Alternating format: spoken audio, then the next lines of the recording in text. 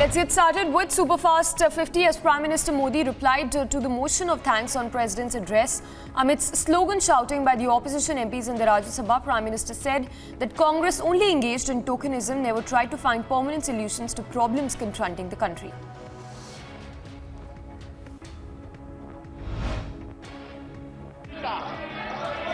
Permanent solution करने का न कभी सोचा, न कभी उनको सूझा, न कभी उन्होंने प्रयास किया।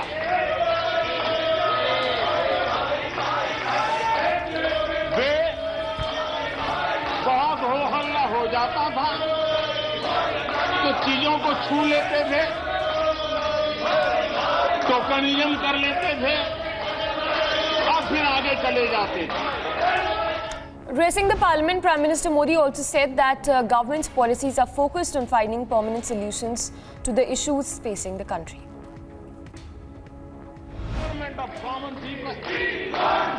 बैंकों का राष्ट्रीयकरण हुआ था, इस बात से हुआ था कि गरीबों को बैंकों का अधिकार मिले, ऐसी बहानेबाजी की गई थी। लेकिन इस बैंक देश के आधे से अधिक लोग बैंक से दरवाजे तक नहीं पहुंच पाए।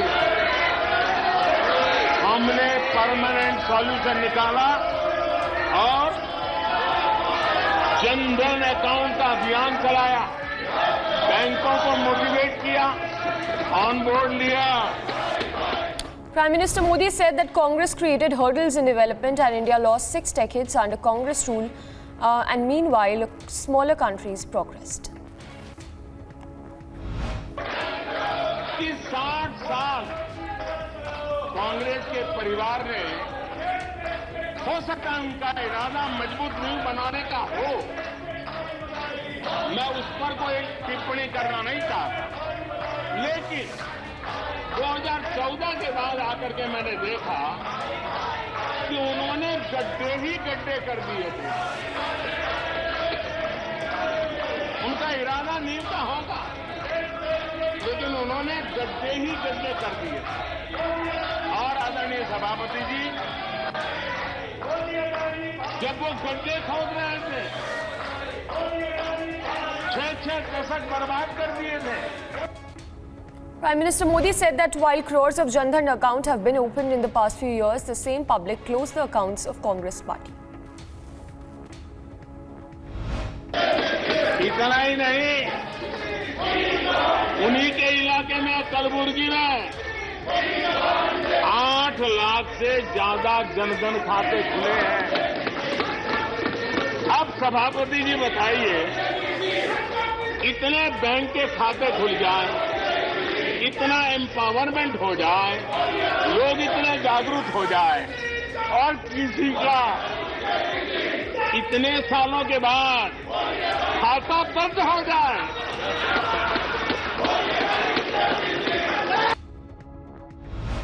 सबका साथ सबका विकास, ये मतलब यही है कि 100% उनके हकों को पहुंचाना। जब सरकार की मशीनरी का लक्ष्य हर पात्र व्यक्ति तक पहुंचने का हो तो भेदभाव, पक्षपात टिक ही नहीं सकता। इसलिए हमारा ये 100% सेवा अभियान, सोशल जस्टिस, सामाजिक न्याय, इसका बहुत बड़ा सशक्त माध्यम है। यही सामाजिक, इनकी अर्थनीति, उनकी समाज नीति, उनकी राजनीति वोट बैंक के आधार पर ही चलती रही और उसके कारण समाज की जो बेसिक ताकत होती है, स्वरोजगार के कारण देश की आर्थिक गतिविधि बढ़ाने वाला जो सामर्थ्य होता है, इन्होंने हमेशा नजरअंदाज कर दिया। उनको वो इतने छोटे लगते थे, इतने बिखरे हुए लगते थे, तो उसका उनको कोई मूल्य ही, बार बार उनका दर्द झलकता है।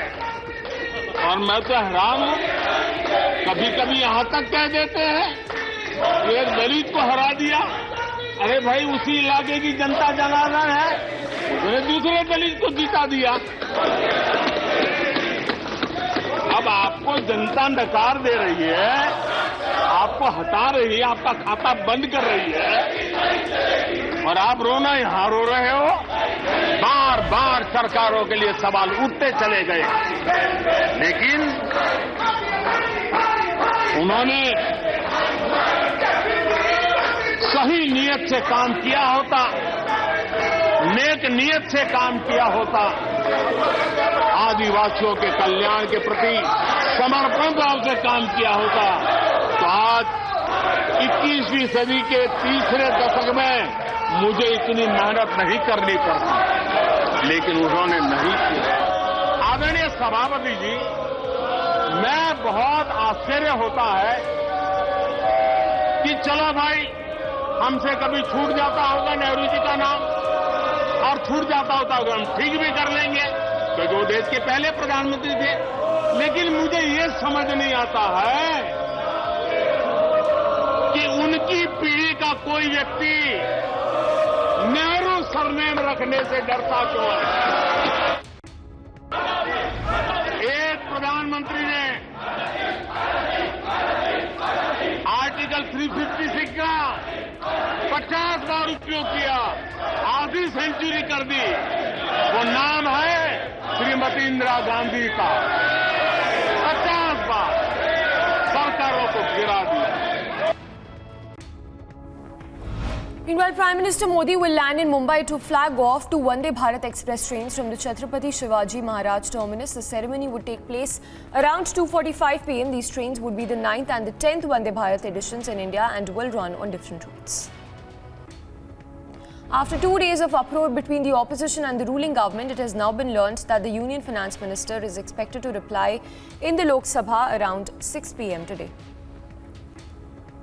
Meanwhile, the Bharatiya Janata Party has issued a 3-line whip to all the Lok Sabha MPs to remain present in the House during the budget session till 13th of February.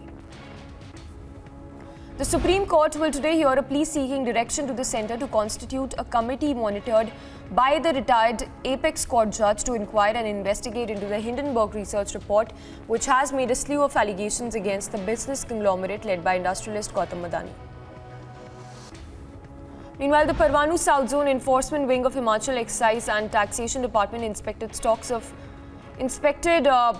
the warehouse of Adani Wilmar Limited at Parwanu. It was a routine inspection of the warehouse.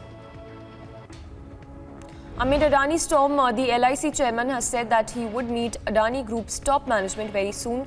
This comes after public sector insurer reported manifold jump in net income during the 3 months.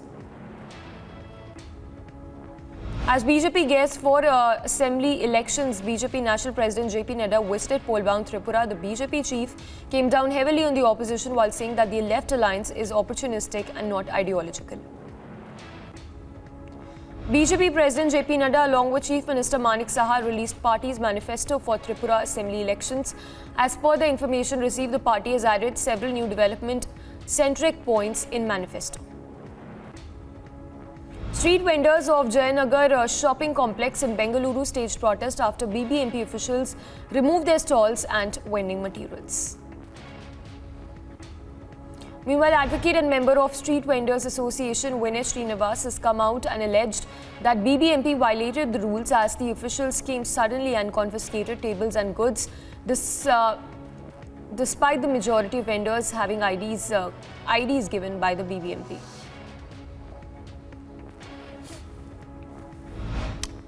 Union Minister V. Muralidharan's house was attacked in Thiruvananthapuram in Kerala. Forensic teams were rushed to the spot. Hours after Union Minister V. Muralidharan's house was attacked, the Kerala Chief Minister took cognizance and announced a special team that has been formed to probe the incident of stone pelting that smashed the window of Union Minister's house. After 3 failed attempts to elect Delhi's mayor, the AAP has now sent a proposal to the Delhi LG to conduct elections for Delhi's mayor, deputy mayor and members of the standing committee on 13th and the 14th of February. Meanwhile, in the latest avalanche warning has been issued for 12 districts of J&K. People have been advised to take necessary precautions. The opposition leaders meanwhile held a protest march from the MLA hostel to Kerala Assembly protesting against the state budget in Thiruvananthapuram. Kerala Chief Minister Pinarayi Vijayan meanwhile has refuted all claims made by the BJP and the Congress against the state budget, saying that there has been widespread false propaganda before the budget about the state's financial condition. Around 30 cops were injured and several vehicles were damaged as protesters seeking the release of Sikh prisoners countrywide clashed with them while trying to reach Punjab Chief Minister Bhagwant Man's official residence in neighbouring Chandigarh. The All India Muslim Personal Law Board has filed its affidavit before the top court in the second petition seeking direction for Muslim women's entry into mosques for offering namaz. National Security Advisor Ajit Doval met Russian President Vladimir Putin on Thursday and held wide-ranging discussions in Moscow. Meanwhile, quake-hit Syria has sought more help from India as a Syrian embassy has now written a letter appealing for more help from the people of India. And in more news coming in, a few back-to-back earthquakes In fact, the earthquakes that have struck Syria and Turkey have killed more than 19,000 people and left thousands injured. In both the countries, officials say that more than 12,800 people have died in Turkey alone and more than 3,000 in Syria. Meanwhile, rescuers in Turkey pulled out an elderly woman from under quake rubble in a region in Turkey. The woman, who had been under the rubble for more than 72 hours, was fitted with a neck brace before being taken away by the rescuers. Meanwhile, a newborn baby was discovered under the rubble of a building in northwestern Syria earlier this week. The girl child is reported to be in good health and has been named Aya. The doctor treating her on Thursday said that she's the only survivor in her family after her parents and 4 siblings were killed in Monday's earthquake. Along the Turkish border with Syria, a trickle of cars arrived on Thursday carrying bodies of Syrians who were killed in the devastating earthquake. Dozens of remains of earthquake victims were on Thursday still awaiting identification at a makeshift morgue in Turkey days after a massive earthquake devastated large swathes of the country. An earthquake shook Indonesia's easternmost province, killing at least 4 people who were unable to escape when a floating restaurant collapsed into the sea. Dozens of Ukrainian nationals meanwhile gathered near the European Council building in Brussels, where Ukrainian President Zelensky was meeting the EU leaders to call for EU membership for Ukraine. President Joe Biden meanwhile took a First of all, support our President Volodymyr Zelensky and show that he represents our interests. He stands behind us and we stand behind him. So we wanted to enforce his messages by being here as well. President Joe Biden meanwhile took a moment to pay tribute to Ukraine, addressing one of his guests, ambassadors, as representing not just a nation but the courage of a people. Biden had been on winning streak, countering the United States' rising military and economic competitor China. A spokesperson for the Chinese Ministry of Commerce stated on Thursday that China is willing to promote economic cooperation with Australia after what appeared to be a thaw in relations between the two countries. The first deputy mayor of Paris said that he is determined to prevent Russia from taking part at next year's Olympic Games. Speaking at a media event to outline the look of Paris 2024, Emmanuel Grégoire said that the city officials will defend their opinion to the IOC.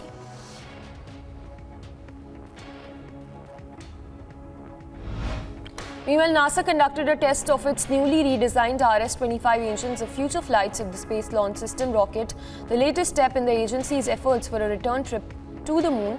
The hot fire test took place at the agency's Stennis Space Center in Louis, Mississippi.